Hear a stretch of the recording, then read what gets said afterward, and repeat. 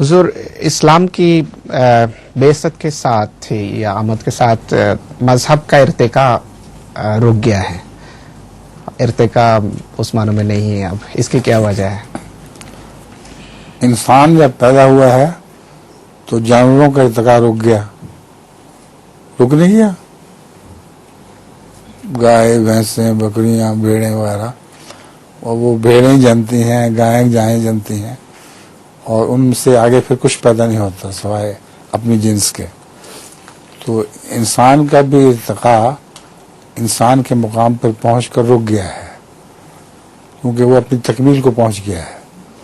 مذہب جب رسول اللہ صلی اللہ علیہ وسلم کے زمانے میں اپنی تکمیل کو پہنچا تو وہاں اس کا ارتقاء بھی رک گیا. یہ دونوں ملتی جلتی چیزیں ہیں.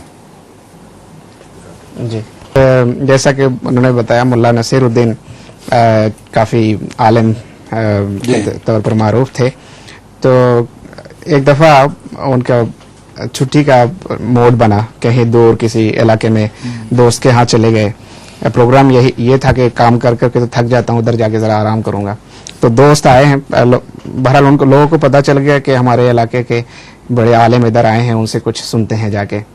تو گاؤں کے لوگوں نے ان سے درخواست کی کہ آپ ہمیں کچھ نصیحت کریں، کچھ بتائیں علم سے متعلق.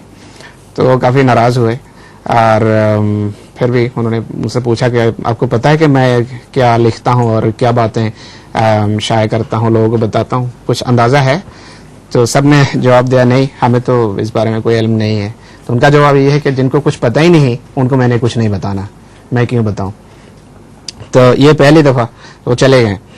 اب دوسری دفعہ دوبارہ لوگوں نے فیصلہ کیا کہ اس دفعہ ہم کچھ چلاکی کرتے ہیں، اور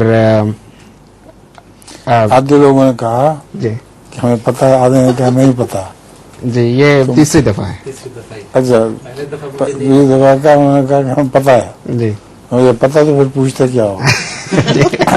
اور تیسری دفعہ جو میں بتا رہا جی ہوں جی کہ جن کو پتہ ہے وہ ان کو بتا دیں، جن کو نہیں پتہ. ایگزیکٹلی. السلام علیکم حضور.